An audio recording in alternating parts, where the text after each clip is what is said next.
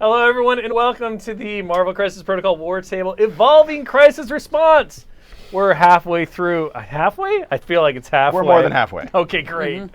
We're halfway through day 2 of Mini Stravaganza 2023, and I am joined by one Will Pagani. That's me. One Ben Ransom. Hello, Ben. And of course, I'm Will Schick, the something of something. Look at the card. It doesn't matter. If you've been with us, you probably are getting sick of my face. But we have some really exciting stuff to talk about today. We're going to be discussing the overall design and development philosophies behind living games. So all of the stuff, what? I'm just turning your face down so they can't see what it is. Oh, okay. No spoilers That's in this. fine. I don't think that above camera is on, but otherwise spoilers. It's fine if they can read this. They deserve it. That's fair. So we're going to be looking at, obviously Marvel Crisis Protocol has been in people's hands for 4 years now. That's right? Almost 4 years. Almost 4 years now. 4 years in November? 4 years in November. And we've been working on it for a lot longer than that. 5 years. 4 years. 4 years in 2019. 2019. Time's 2019, dude. I've had two kids since like I then. said, we've been working on the game much longer than that. And one of the challenges and fun parts about working on a game like this is that it continually grows, it continually expands, and we not only have to look at how do we create new and exciting experiences for the game, but also how we balance and monitor the game overall. So I'm going to turn this over to Pagani and just let you go and talk a little bit about the overall dev mentality for designing, monitoring, balancing. Ben, if you want to jump in and tell him how he's wrong, please do. Okay. You can just bamf in there. Yeah. I think we have a lot of tools that we built into the game. Mm-hmm. We have things like ban restricted lists. We have things like rotation. We have things like new characters that get made. We have the affiliation list. We have all sorts of different things that we can use to do that. We did character updates in 2021. That was definitely something that we used to rebalance the game. And through all of these tools, we can affect a bunch of different stuff. We can print new tactic cards. We can remove tactic cards. We can add affiliations. We can remove affiliations. I don't think we're ever going to do that, but we could. We could remove characters from affiliations. We could add them. So we have all sorts of these knobs that we can turn. And through all of this stuff, we can help shape the game and push it in the direction that we want it to go, right? Which is hopefully fun and engaging and enjoyable for all players of all types, right? From the narrative player to the competitive player to everything in between. And I think the big question is, okay, we have all these knobs, we have all these ways to control things. When is the determination factor made that you're going to do these things? Like how is that process? What are you looking for? When do you want to address things? When do you want to leave things alone? Mostly we just want to give players time to come up with an answer themselves if they have, if they can. Otherwise, then we just want to take the lightest step we can to see if that solves the problem and then keep moving on progressively. Yeah, baby steps, right? You change as little as you have to in a living game to get the results that you want. So can we restrict something? Right. Cool, restricting didn't work. Do we ban it? Do we errata it? Do we do something else with a character to change an affiliation or something? That kind of stuff, right? I want to go back. There's a million little steps that you can take in that. Really quick, you mentioned errata, but errata for us is a very specific tool that is used only in one instance. Do you want to talk about how that is viewed? So the goal is to never errata for power level, right? We errata when there's typos, we errata when there's mistakes in the cards that change how we wanted them to function. That is how we use errata. Basically, if there's a functionality issue that was unintended, that's when errata comes in. And then in some very limited situations, we have errata to stat cards or other things like tactic cards. And then, so when do we do that? We don't. Hopefully never. Obviously that didn't go as planned, but we don't, right? Like that's always the goal is to never go down that path of errating for power level. So unless it's very egregious and needs to be addressed now, we're not going to do it.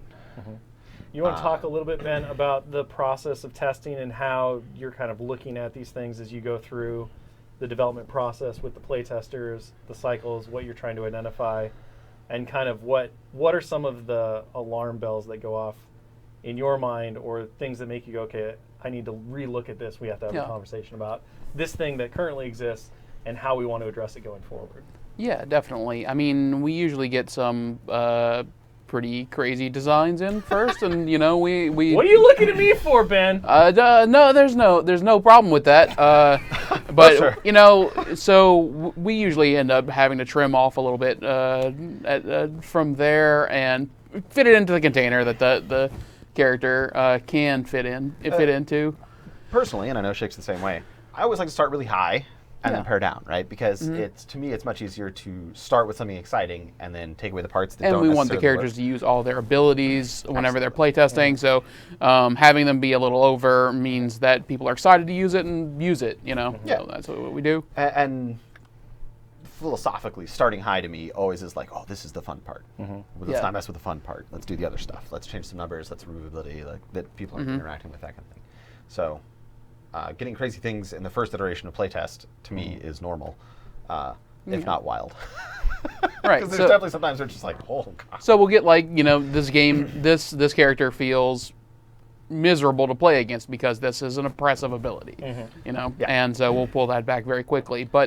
And then we have a honing in process, which usually takes quite a bit, longer, where we shift things up and down. So usually, the first 2 weeks with playtesters, they'll usually figure out if something because it's completely broken, and we'll reformat it, re-come up with the idea, and then go on and start making numbers changes from there. How do you, as you look at this stuff, right? There's always there's the gut feeling of the experience, like, oh, I just had a really bad game. My rolling was really bad. I don't like this character. He feels too good. Right? Yeah. There's that. I got beat by it. I don't like it. Versus the actual analytical data. Like what's the process of going through that? Not just with brand new characters, but also with interactions from previous things, right? Like you're always balancing against everything that came before as well. Yes, of course. Yeah. So there's some baseline numbers we can look at and as a basic thing, but usually it doesn't come down to that. Usually it's a qualitative judgment. And we usually just test it in the worst case scenario and the best case scenario, and see if it's still feeling oppressive in its worst case scenario. Then it's pretty clearly off. So usually you just set those tests up, give directions to the playtesters to set that sort of playtest up. And so all of that stuff kind of goes into the idea that we are trying to be as perfect as possible out of the gate, right? Of course, yes. As we've discussed, we don't want... the dream is that we never have to use any of those tools that Pagani talked about at the start to address things. That's not always the case. We're obviously human. We're going to make mistakes. Things are going to grow in different ways that we don't foresee, because one of the exciting yet also troubling things about living games is that they organically grow and they expand. They do. And players have their own interpretations, their own innovations that we can sometimes see, we can't, all of that stuff. Additionally, we've talked a lot about, and I think this is something we've really been looking at with the new Earth's Mightiest core set coming out, how you improve the more you do something.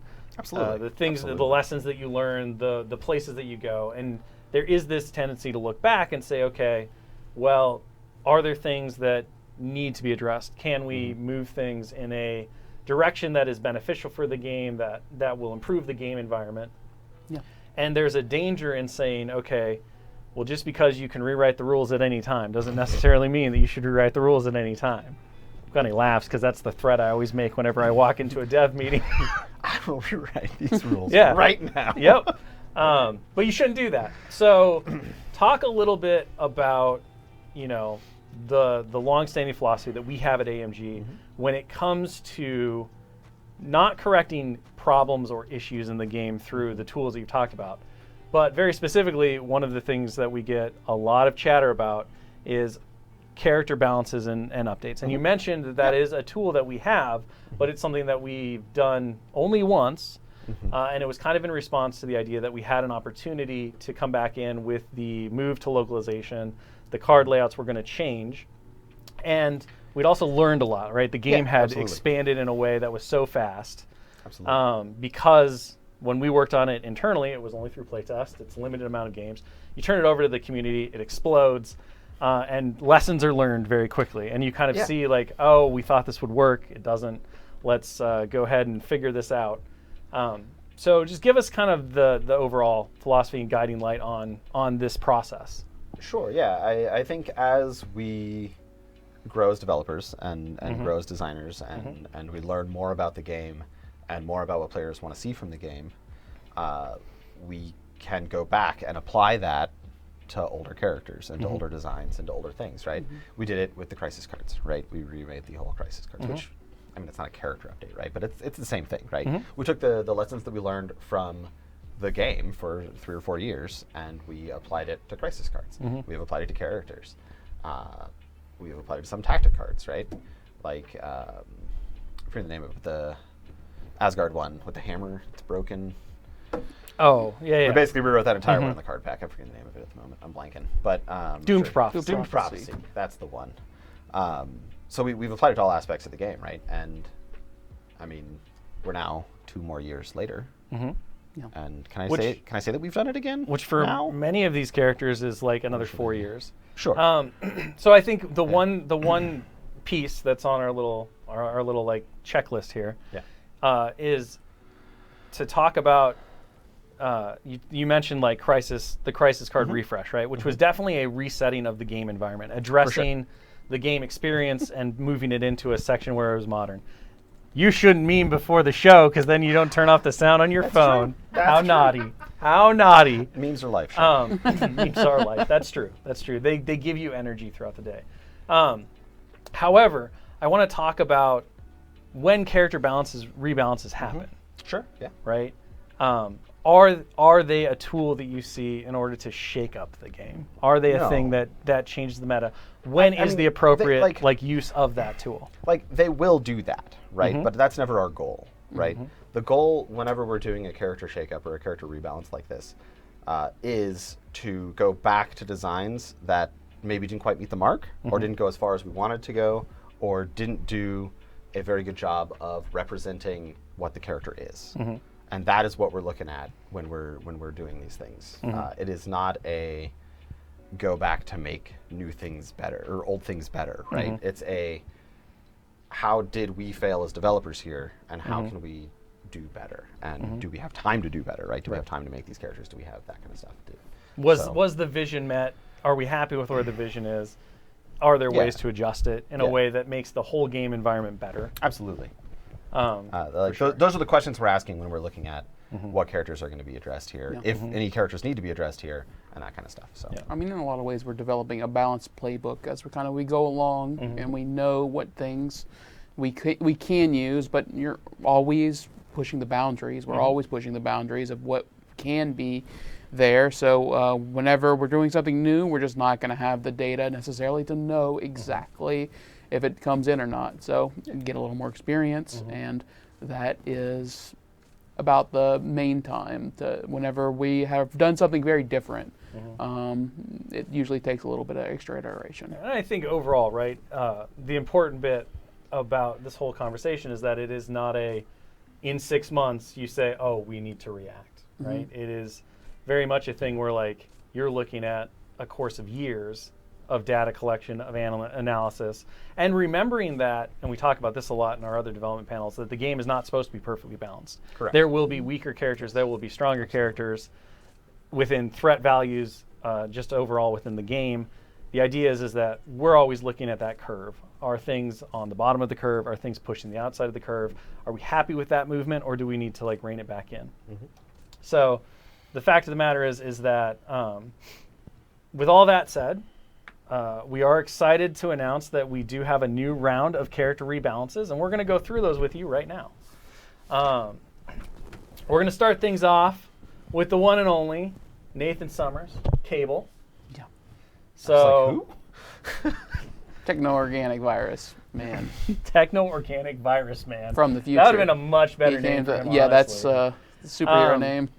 So, with Cable, obviously, one of the things that we really wanted to look at, and one of the problems, I think he was one of the most challenging ones we worked on originally.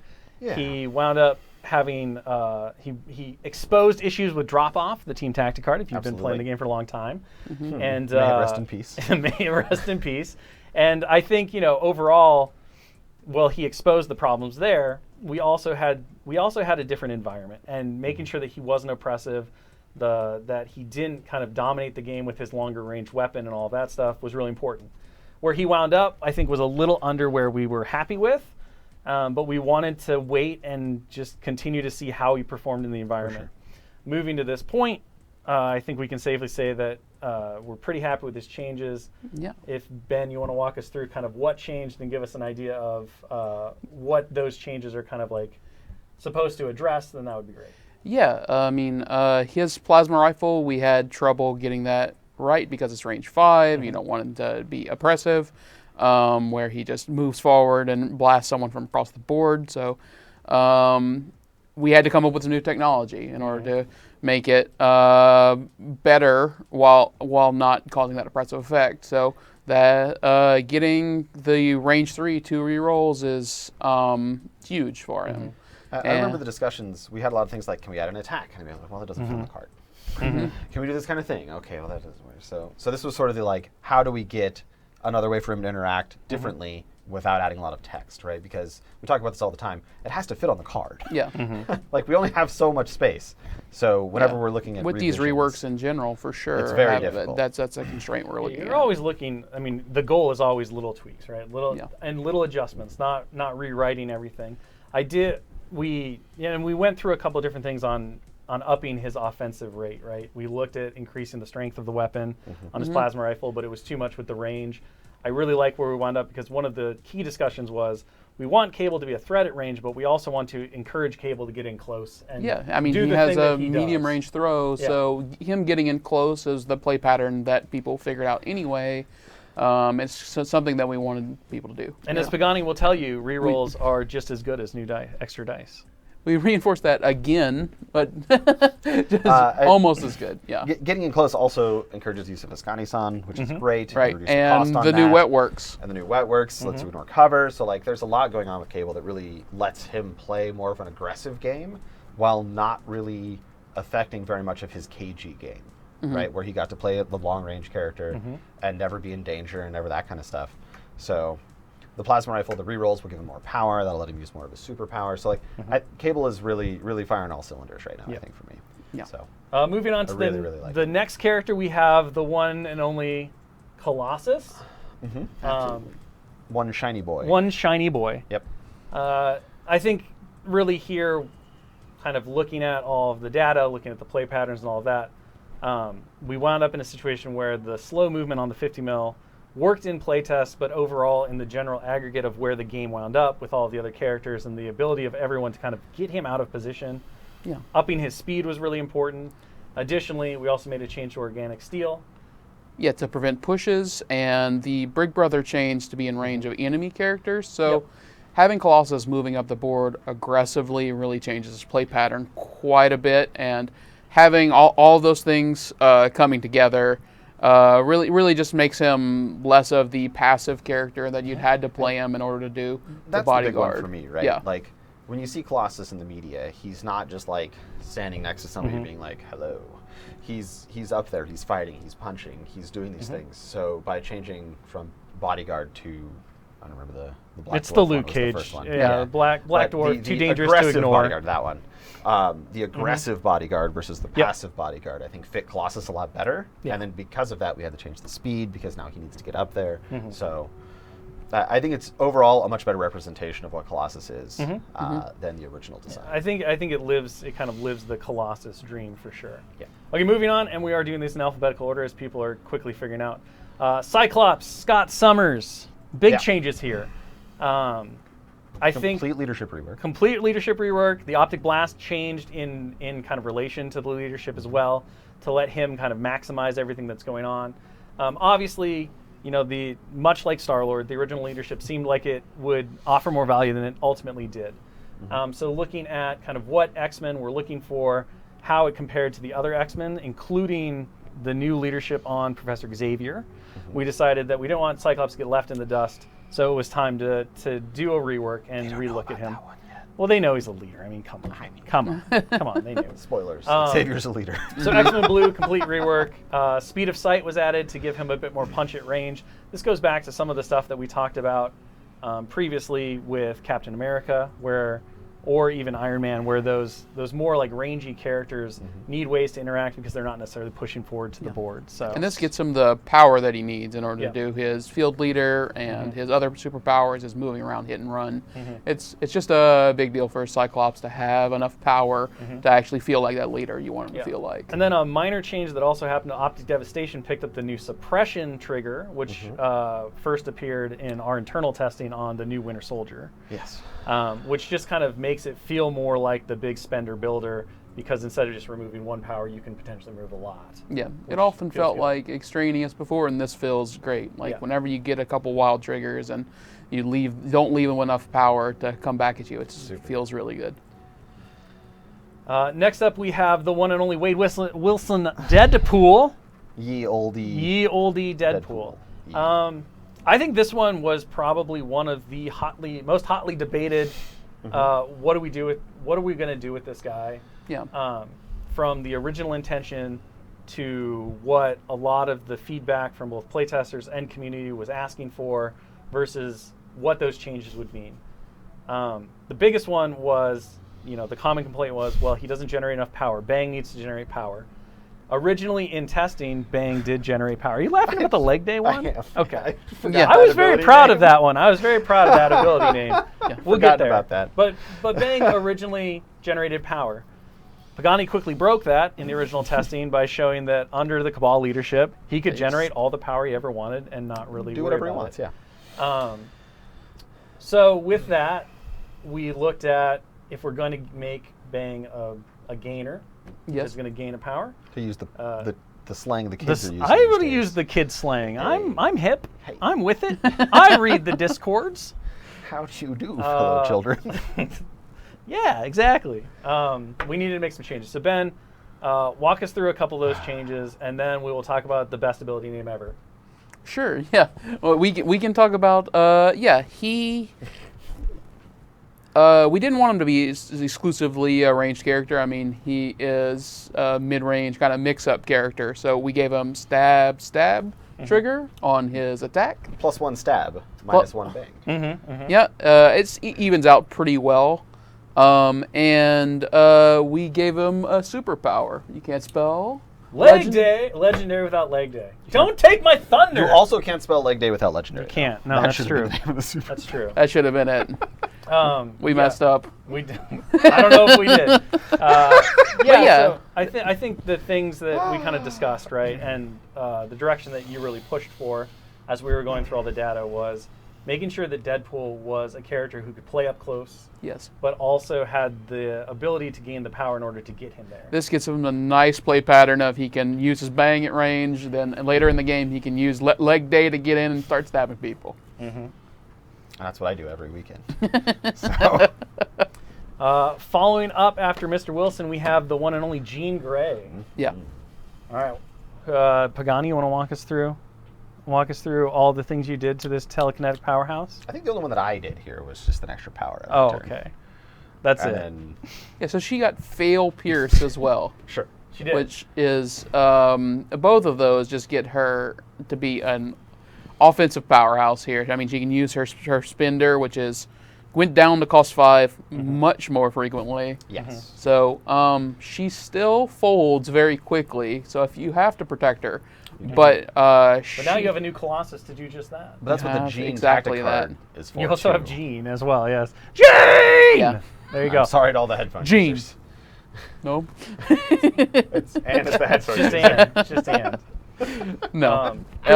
For those eagle eyes out there, I noticed somebody in the chat said, "Is this new art?" It is. So not only are the rules themselves getting kind of updates in this batch, but Josh Cologne, our fabulous art director, Dallas Kemp, the creative director, have all been working with our amazing artists to update the art. This goes back to the whole, if we're gonna, we want to continue to improve the overall experience. So just like with Earth's Mightiest, we have the amazing new graphic design that Jesse and Bree and the team worked on. We have brand new art that just looks great.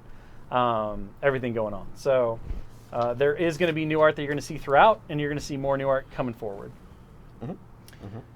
Oh, you guys went to page 2. All right, Yeah. let's talk about both an upgrade and a downgrade with Storm. Yes. So the leadership change went to cost 1 for the hop to kind of limit the turn 1, round 1 shenanigans that you could do with Storm. And the cover turned into a defensive reroll. So that's No longer guaranteed. pretty significant changes on both sides of the leadership. But it's still been playing very powerfully. She probably had just one of the strongest leaderships in the game. So giving it a little bit of a change has still made it More cost to being able to access it as well, right? Like Right. slowing it down. Yeah. And then we felt good about making her character card a little bit. She got the Iron Man treatment. So Eye of the Storm went from 3 power to 2.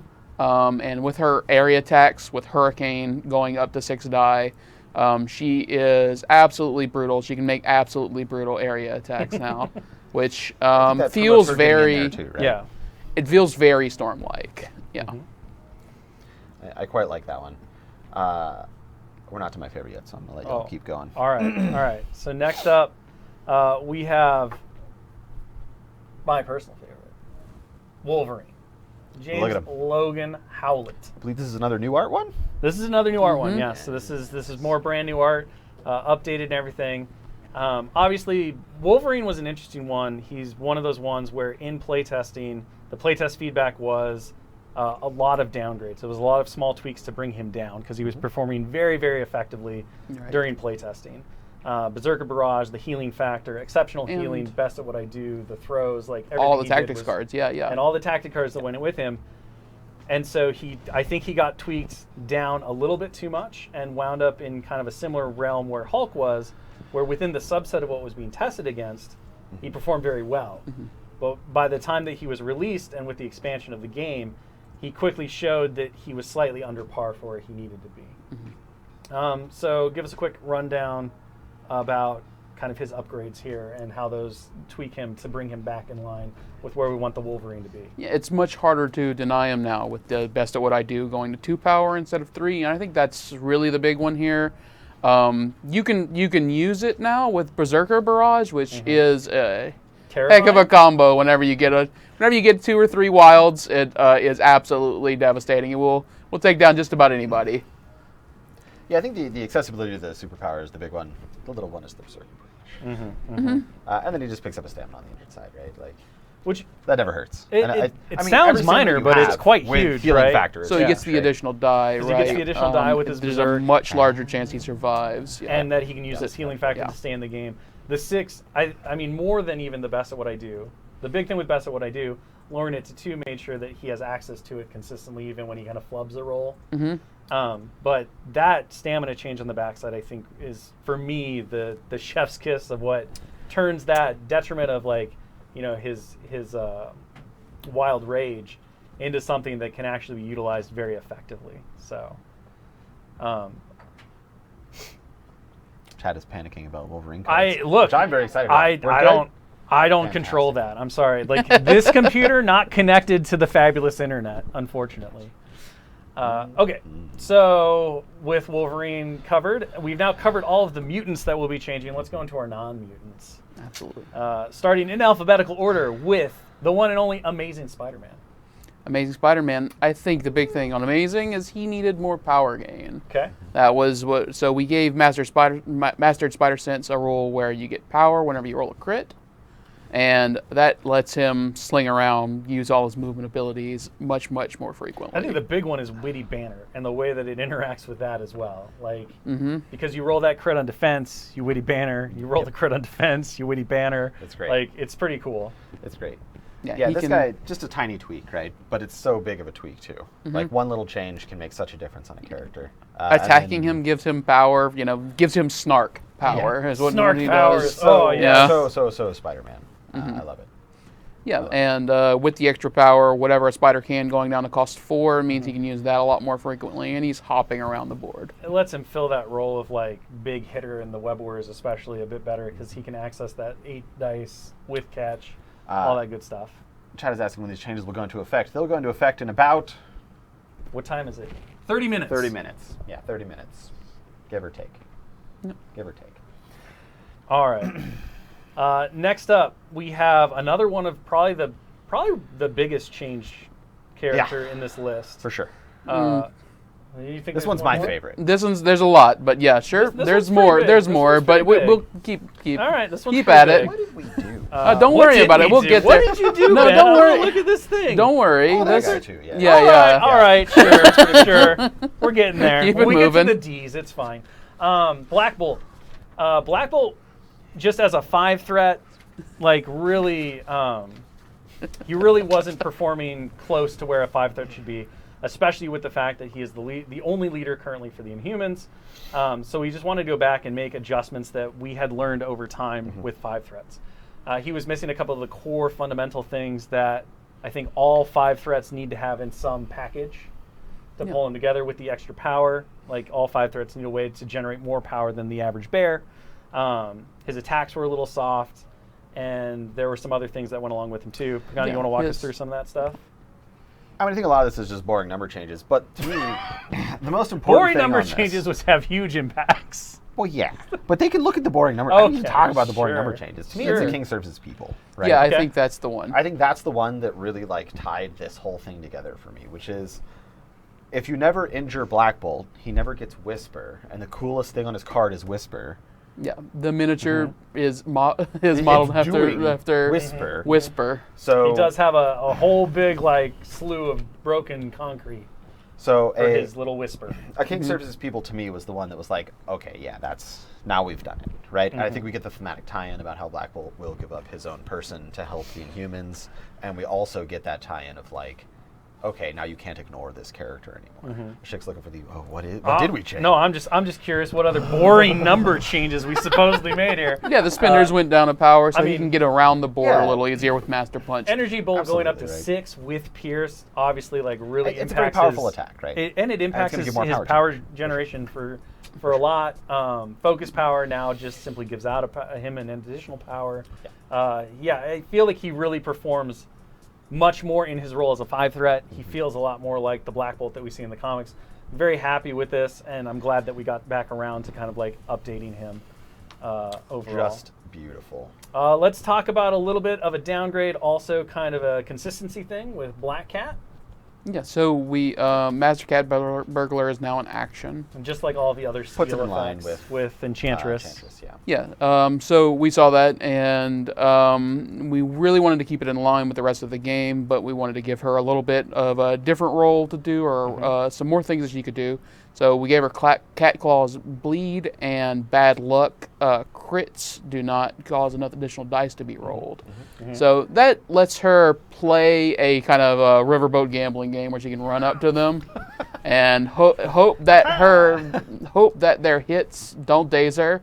Then she can place next to them or stand directly on top of an objective, steal the objective with an action, and still run away long. And the bleed change also lets her play better within Blade's Midnight Suns. Speaking of, I was trying to set it up, but you just jumped all over I was me. going to set you up. No, it's too late. Speaking of, I just let's did one of quickly these. jump to the leader of the Midnight Suns, Blade. Ben, do you want to walk us through the small amount of things that have been updated on this man? Yeah, so he got his... Here. Basically just got the pursuit trigger on his throwing glaive so that he can get around the table a little easier. He was playing a little statically, even with bump.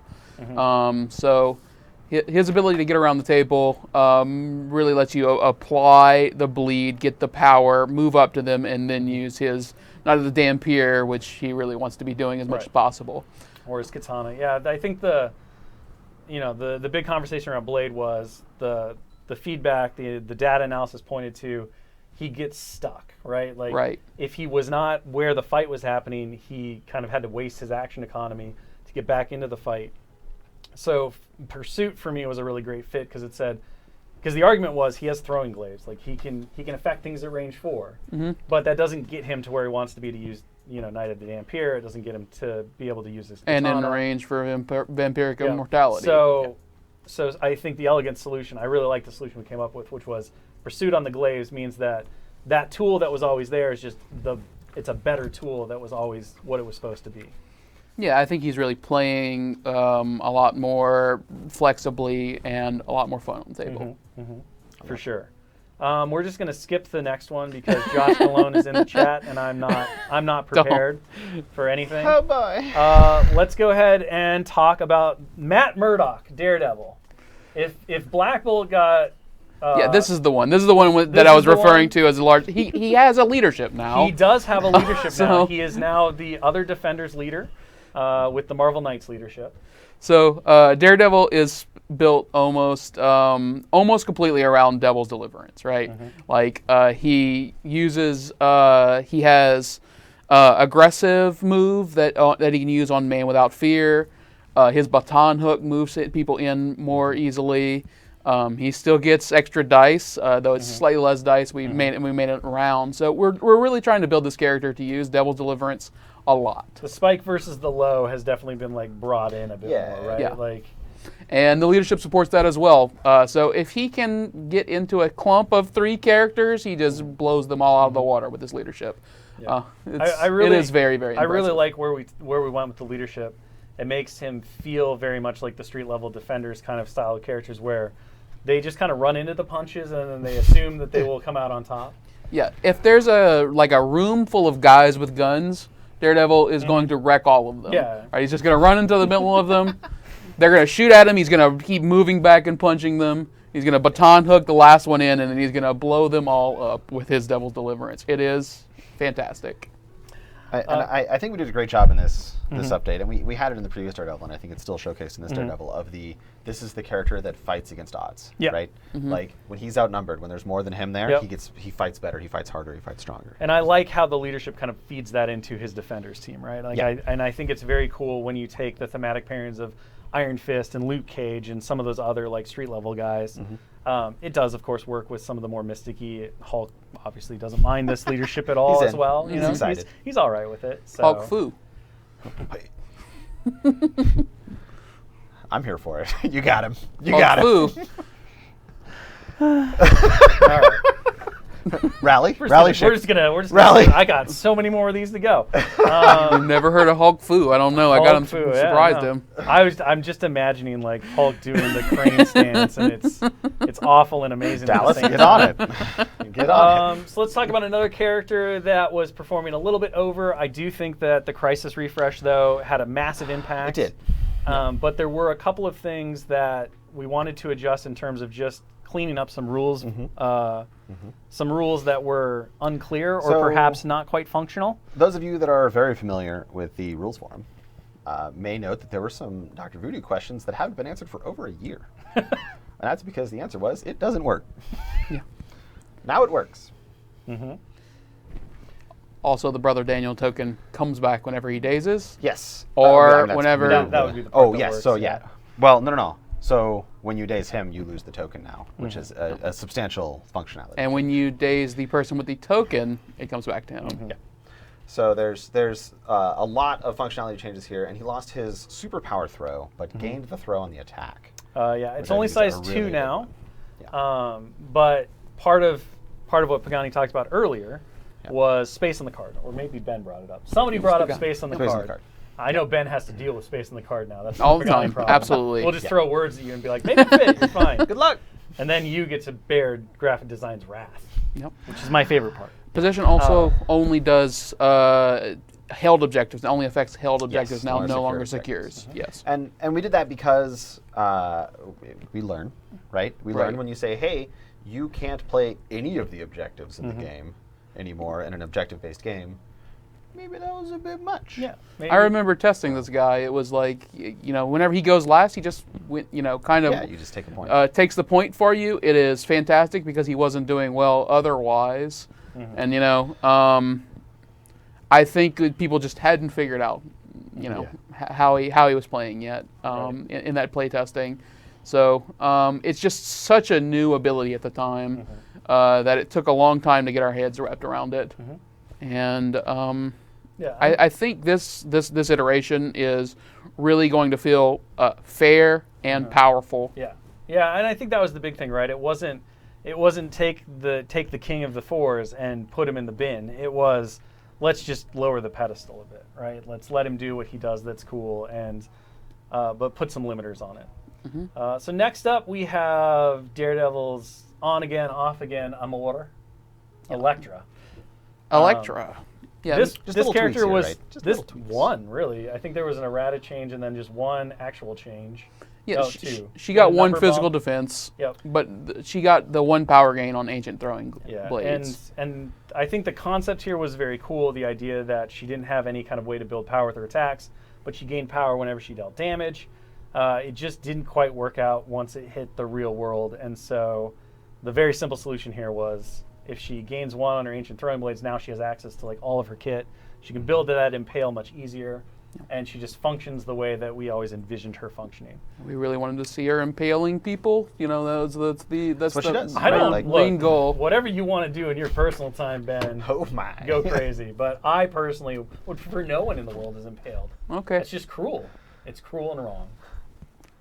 But Electra's going to. Bullseye going would not to- agree yeah. with you. Bullseye would not agree with me at all. Just for the record. All right. So our next one up is Hela, Queen of Hell. This one's actually my favorite. Go for it. Take it away. So a lot happened here, right? We increased Hellforge blades from range 2 to 3, which I realize is a boring number change. That's not. No, boring. I mean, if But I you're think it's- excited I think about it, double you're the excited range. about it. I think it's an Double the exciting range. number change, but I call Yeah. them all boring number changes. Really. It's your Claim favorite sold down to number cost 3 1. times 2. Look, both 2 and 3 are round numbers. That's fine. All right. We have this discussion all the time, and obviously nobody believes me. Claim Soul, down in cost. Reign of Hell, down in cost. Army of Hell, only works in Hellforge blades and Reign of Hell, so you can't do the like constant spend Correct. souls to gain souls, right? Like that kind of stuff. I mean, right? the original intention for the souls was that she wouldn't claim souls forever with it, and I think that was a miss on our part. yeah, like It worked for her, We but goofed a little the bit. adjustment, I think, brings it more in thematic line with what we intended.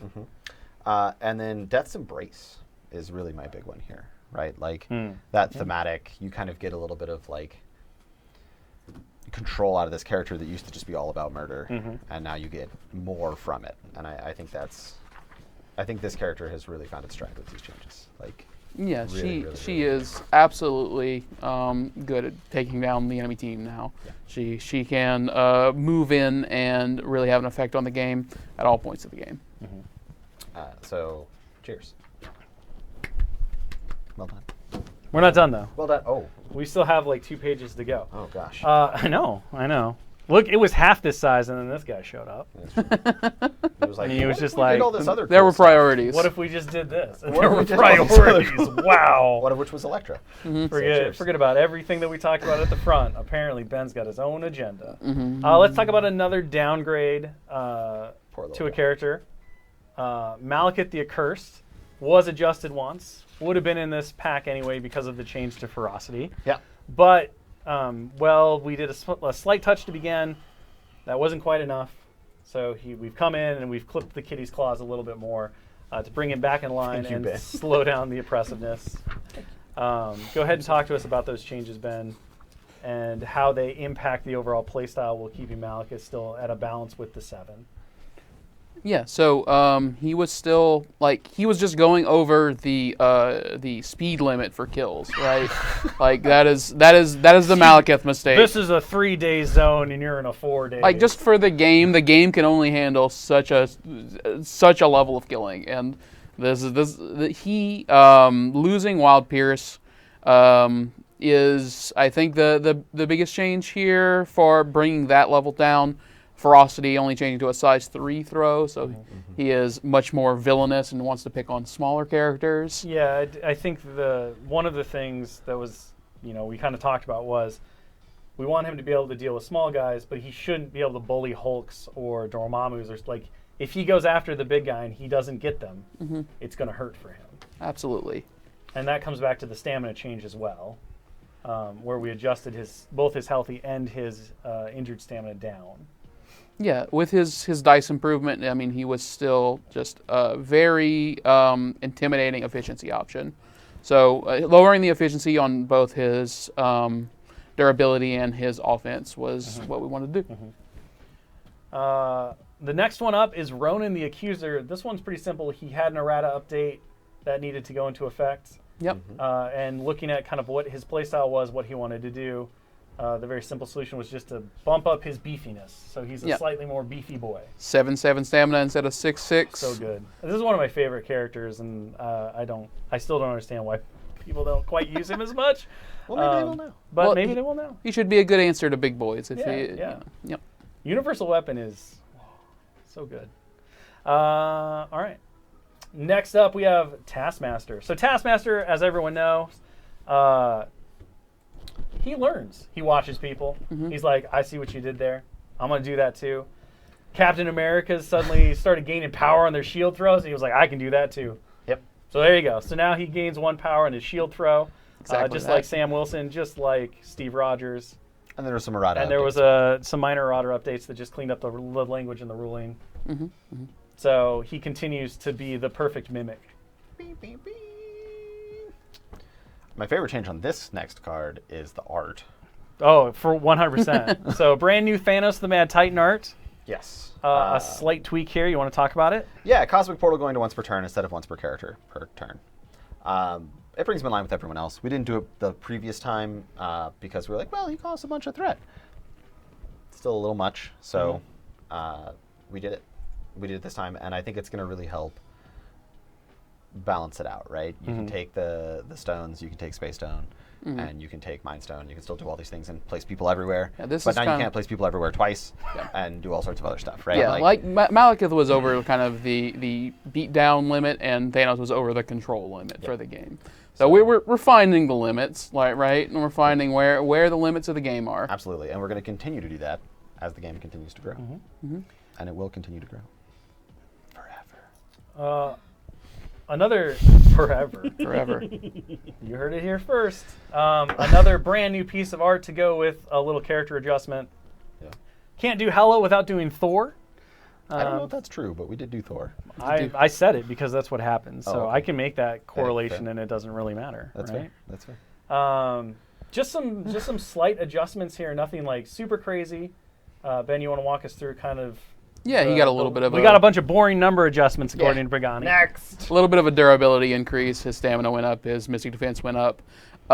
Gave him a little more prevalence of being able to shock people, which also helps his durability. So Give him immunity to shock. yeah, his God of Thunder went from 6 to 4 power, which is not a boring number adjustment. That's a No. pretty huge number adjustment for sure. I will agree. For That is sure. not boring. And he gained immunity to shock and stun, And stun. Very as relevant, the I God of Thunder is appropriate. All right. I believe we're almost at the end. We're down to W's. left? Two left. think. Two left. Another slight downgrade after a big upgrade. It's true. Your boy Bucky Barnes, Winter I love Soldier. him so much. Well, you I hurt the ones you still- love, I I guess. still love him so You hurt much. the ones you love. So Go ahead and talk to us a little bit about the couple of adjustments here just to bring him slightly more in line. well, so in our pass to, generally speaking, put size limitations on throws in the entire game, we use And Anonymous Winter pushers. Soldier and pushes. Yes. So we applied that to Red Fury, right?